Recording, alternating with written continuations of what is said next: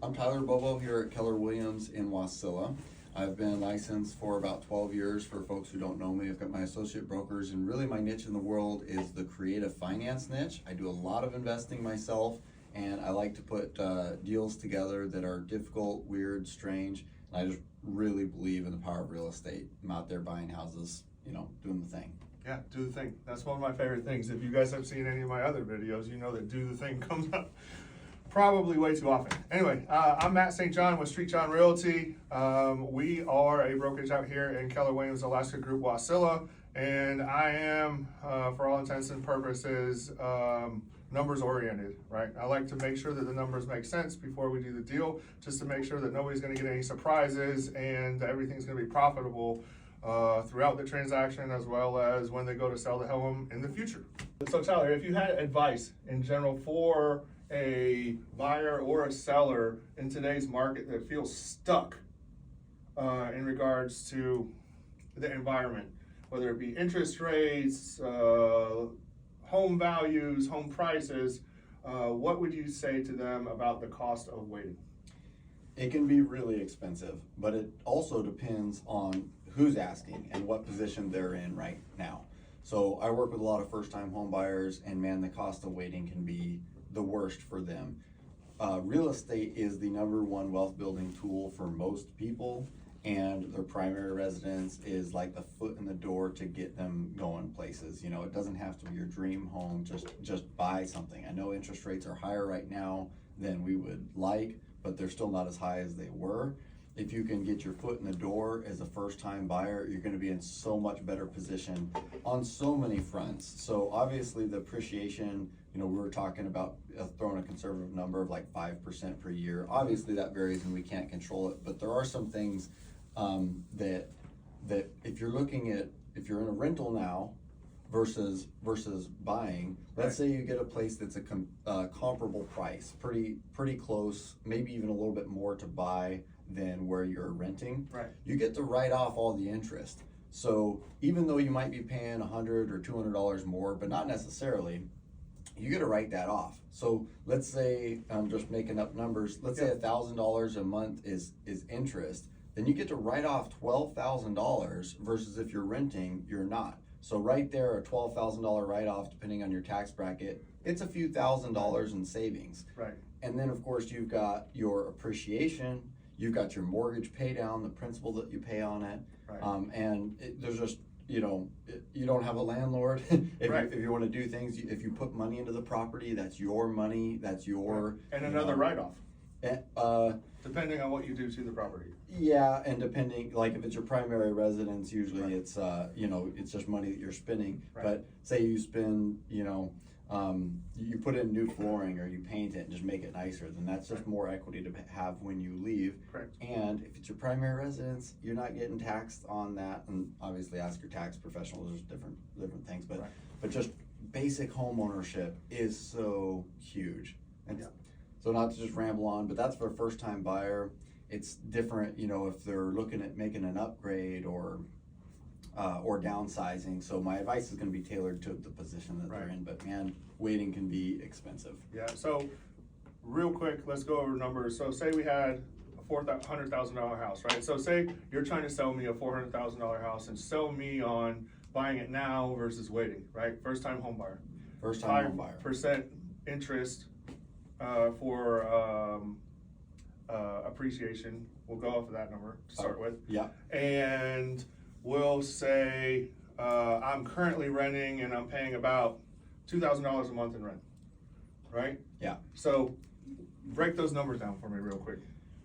So if you buy today, your mortgage is, with the taxes and insurance, is probably going to be a little bit more than your $2,000 that you're renting. Right. But like I said, part of that goes towards the principal. So you're actually Right. putting money in your pocket, Yep. and you're getting to write off, a lot of money. Right. So at the end of the day, you're probably saving money just on face value. Right. But the appreciation is the biggest wealth builder in real estate.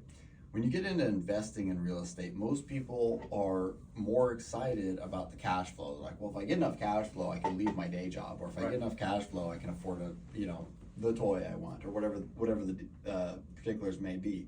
but the real wealth is in appreciation. So 5% doesn't seem like crazy, but 5% is $20,000 on a $400,000 home. Right. That's in year one. In year two, it's $22,000 probably. Give or take. Yeah. Then every Right. year, it's just more and more money that stacks up, and it does not take very long before that house is making you. In year one, it's making you tens of thousands of dollars. Right. And so over 5 years, it's $100,000. How much money can you save from your day job in 5 years? Like, most of us aren't putting $100,000 away from our day job in No. 5 years. No. Some of us are blessed, but Right. most of us aren't pulling that off. Right. So not only is it that opportunity cost you're missing out on of just gaining all that equity over the years, but if you wait 12 months and the property goes from 4 to 420, Right. now that house is just more expensive, the same house. Right. So if you wait 2 And years, your payment went up $300 or $400 just based off of the new price. yeah, and a $400,000 house is a pretty decent house in our market. Yes. I work with a lot of people that are on a lower budget, and they're Right. looking for these first time homes that are, in the barely financeable range, which in today's market, if you can find a home in the low 200s that's financing, you're pretty lucky, Right. right? When I started 10, 12 years ago, that number was $100,000 less.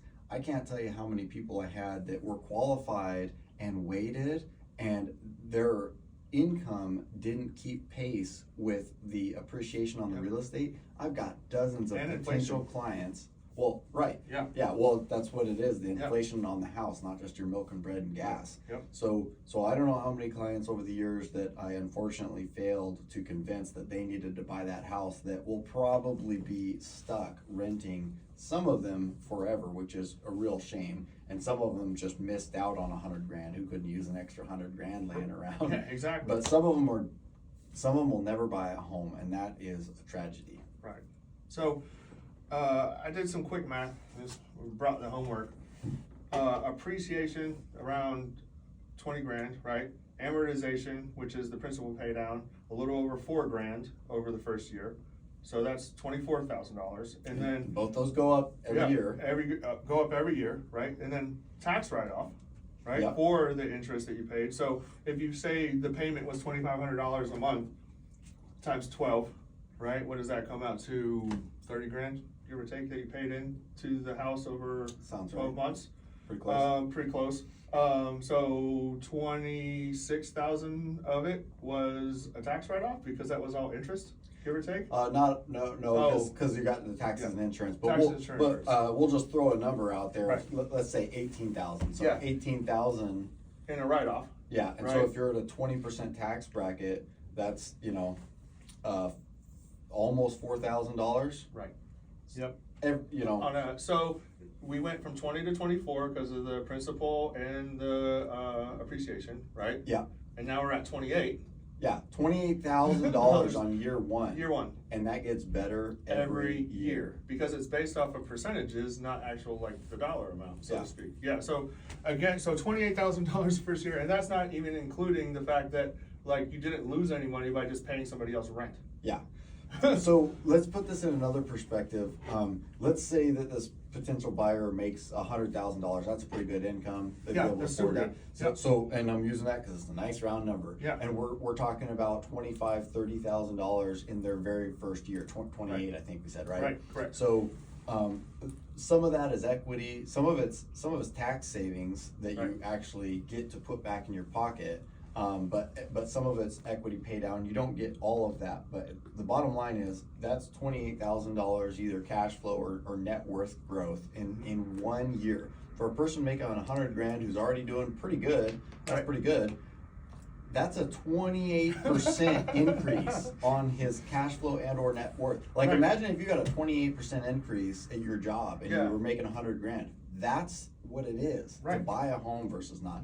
I'm Right. telling you, man, you can probably hear the passion, but I love the power of real estate. Too. Is just phenomenal, and people just who don't understand, it's costing them money, generational money. Right. I mean, Correct.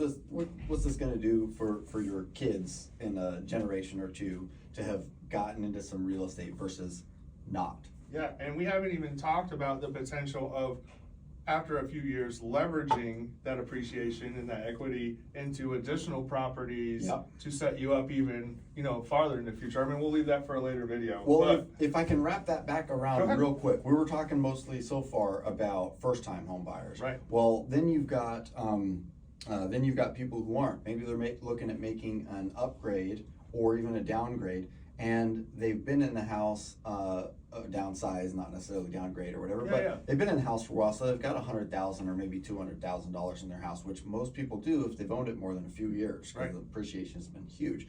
So when we look at real estate investing, a lot of times we're looking at what the return on investment is, and we're not gonna dive down that too Right. much, but the return on investment is basically how much money are you making for the amount of money that you've put in. And by the way, real estate kicks butt out of Oh, dude. everything because of The leverage. cash on cash return is Oh, it's just insane. Yeah. ridiculous. The other thing, most people are looking at your return on investment, but something that is hugely overlooked is your return on equity. So like with a VA loan, your return on investment might be infinite if you didn't have any money into it. But Right. say you put a little bit down or some closing costs, Yeah. your return on investment can be huge. But after a while, after the property's gone up by 100 or 200,000, your return on your equity is going to be a lot smaller.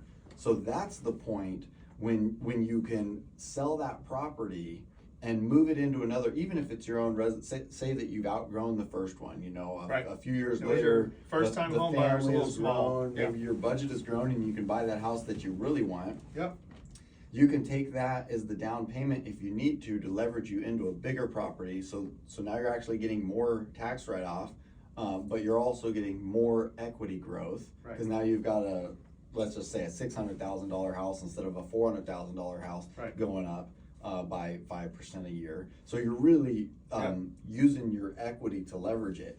And man, one of the coolest things about real estate as an investment vehicle is that it is so leverageable. And what I mean by that is that it's very easy to get a loan on real estate. Yeah. If you want to go buy a $400,000 house, I mean, not everybody can do it, but a lot of people can do it. right. That same person who makes $100,000 a year, he's got a few bucks laying around in his bank account, but not a ton. He can't go buy $400,000 worth of stocks. No, And No. the stocks let's say the stocks appreciate at the same amount. Well, he'd need $400,000 to do that. Right. You can get into a $400,000 piece of real estate in some instances with literally zero down, but Right. even with a 20% down payment. 3 to 5% down with some loan programs, right? Oh yeah, Yeah, they're super low. For owner occupied. There's so many. Even if you Right. aren't a veteran, there's 3 and 5% down payment for Yep. owner occupied. And some of those programs will work for even duplexes and fourplexes. Right. I mean, if you're thinking about it, give us a call. There's options. There's ways, Yes. there's ways to get into real estate. Right. I put one under contract yesterday on an owner finance. I mentioned I do a lot of the creative stuff. Right. I'm only putting $5,000 down on a $250,000 property on owner finance. Now Wow. it needs work. Right. It's been vandalized a little bit. It's actually Right. quite adorable, but it does need a Some- heater, yeah. stuff like that. Okay. But the point is just get into some real estate, because that property I'm buying, just like, the properties you've bought and Right. we're helping clients buy, they appreciate, they go up in value, they cash flow if you're renting them. We're talking mostly about appreciation, tax benefits, but the cash flow appreciates also. That's what people don't understand. Right. I've got a house that was the second home I ever bought, was in 2007. It was a tiny little house. When I needed to upgrade for size reasons, we rented it out, and it didn't cash flow real well at the time. But the property, since I've moved out, that property has appreciated $100,000, which is great. But the rents have gone up by 70% too. Right. So Yeah. it didn't cash flow well then, and it's cash flowing like crazy now. Right. So I could sell the thing, pull out my equity, and get a better return on my equity elsewhere. And actually, that's probably on the table in the next couple of years. But Right. man, real estate just has so many potentials. And I swear, man, just getting your foot in the door on a first property is the most valuable thing that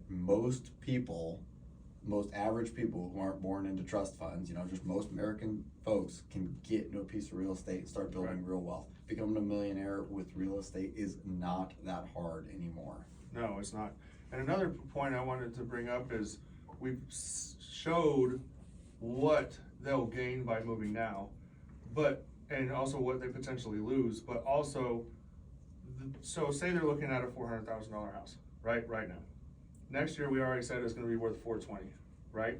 So they'll have the argument of, well, interest rates next year are projected to be lower because the Fed's saying that they're gonna have 3 drops over the next 12 months. You know, we're gonna be mid-5s, mid-low 5s, right? But people don't understand is, one, when it's time, you just refinance and you jump onto that lower rate after a year, right? Yeah. But two, that $28,000 that you're gonna gain the first year, it's not the 6.5%, 6.25% interest rate. It's not gonna cost you $28,000 now between Absolutely. now and next year. Yeah, the opportunity cost of what it will cost you to not buy now is greater. Correct. Another thing you said is that they're projecting, and the government told us.